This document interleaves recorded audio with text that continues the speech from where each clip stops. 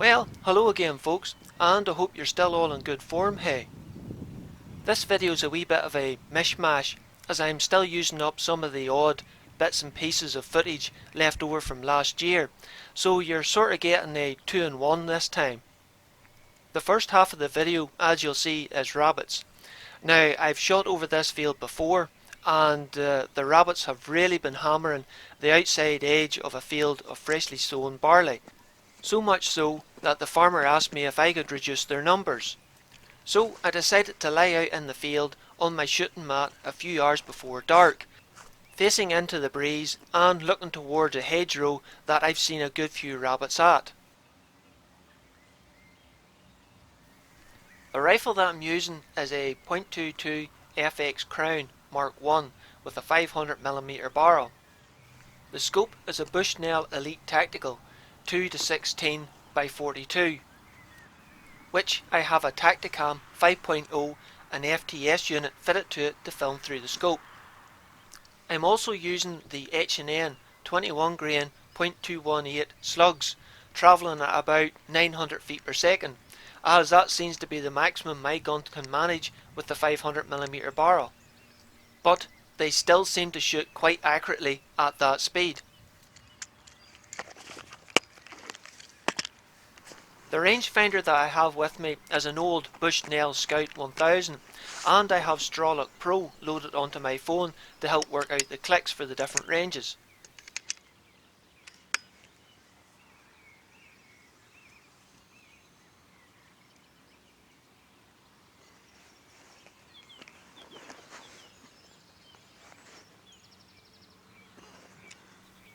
So I'm all loaded up and ready to go, and I've been lying as flat to the ground as I can to hide my profile for some time, but no sign of any rabbits. That is, until I looked around and realised all the rabbits were out behind me. So I lifted the rifle and span myself round on the shooting mat as carefully as I could so I wouldn't spook any of the rabbits.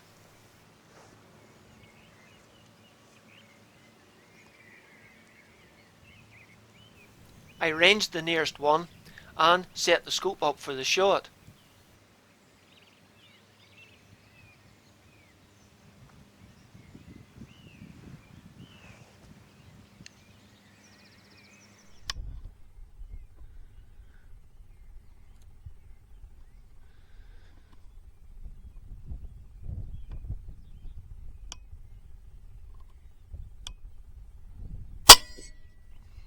Well, at least that's the first one down. After a while of lying there, I heard a flurry of wings and a splash, and it turned out a mallard duck had landed in the puddle and that old dunkel over there in the background. I tried to get some footage of it using my phone, as there was no way I was reaching the main camera. It's not the best of footage, but you can just about see that grey body with the green head. And no, I didn't shoot it, as they're not even in season at that time of year. But anyhow, while I was bird watching, another rabbit had popped out of the hedgerow.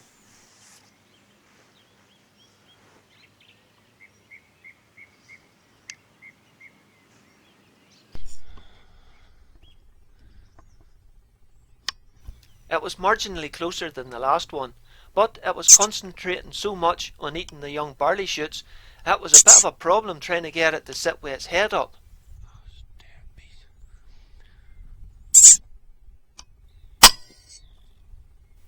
That's more like it.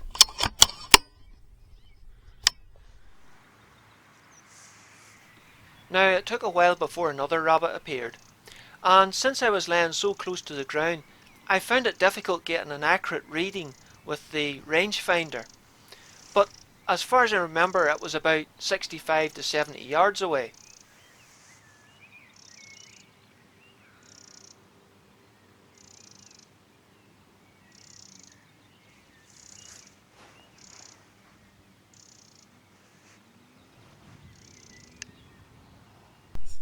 The rabbit was sitting perfectly for the shot, but I decided to zoom in a bit to make life a wee bit more easier for me, as I was still sitting at about 6 power.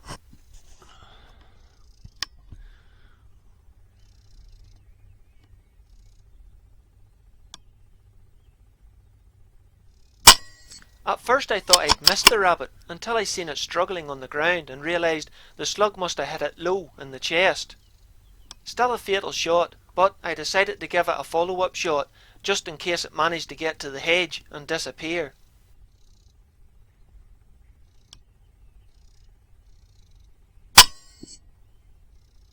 Well, there was no mistaking that one for a miss.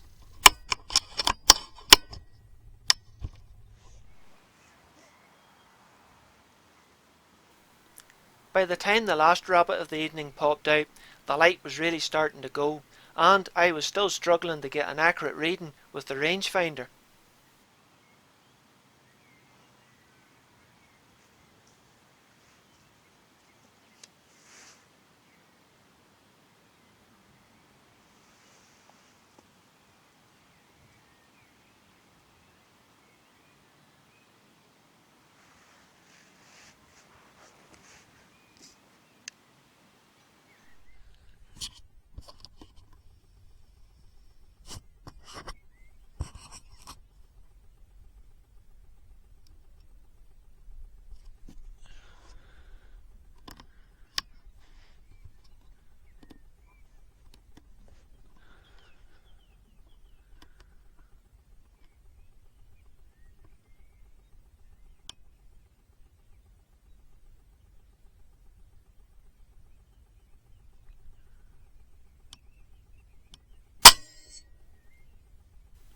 But I got a much better reading this time and got the range perfectly.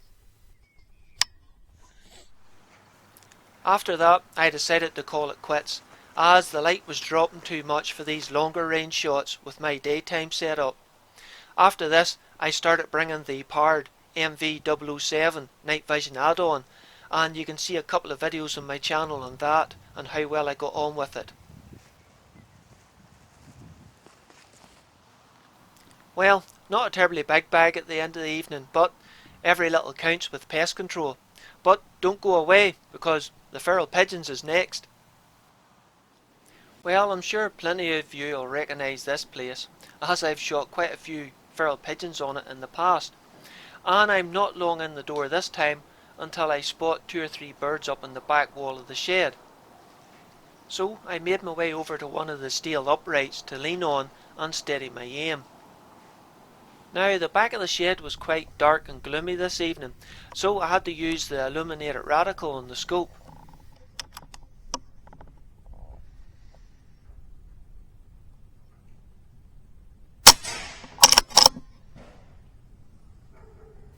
Well, that's the first one, and the sound of the shot seems to have woke the dog up.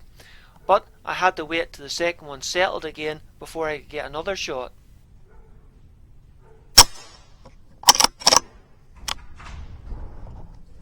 That's 2, and if I'm quick enough, which is something I'm rarely accused of these days, I might manage to get a third before it realises how much trouble it's in.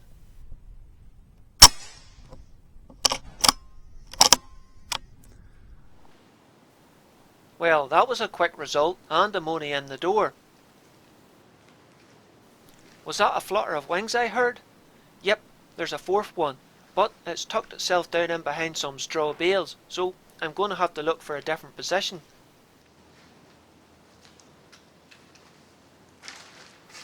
This'll do nicely, hey?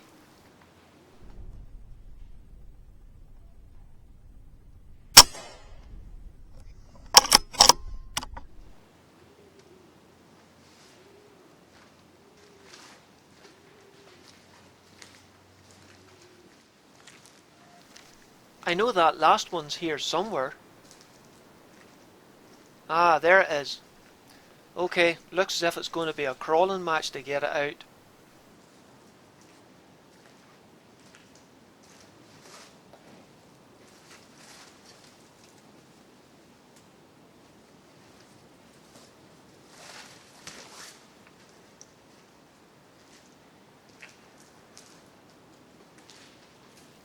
Okay, just need to pick up the other 3 then.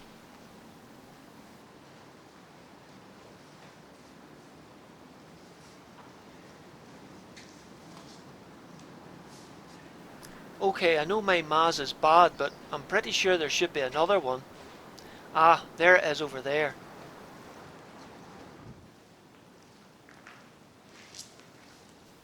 Oh no, not more crawling. Oh well, it's always good to pick up what you shot, as the farmer won't want to see it lying rotten in the shed.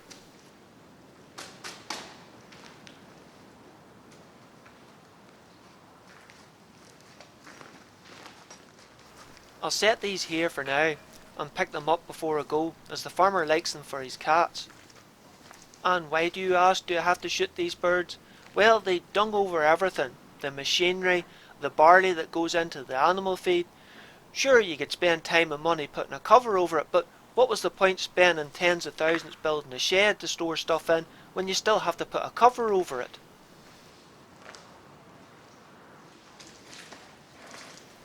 Well, I had a look around in some of the other sheds, but no signs of any more feral pigeons for some reason. So I decided to set up shop here, overlooking the cattle house, hoping that I might be able to get a jackdaw or two. But even after a decent wait, the only bird that did come in was another feral pigeon, which I made short work of. And since there didn't seem to be anything else about, I decided to walk round and pick the bird up. But at first I couldn't see it lying on the floor, until I looked into the trailer that the farmer uses to transport the meal to the cattle shed.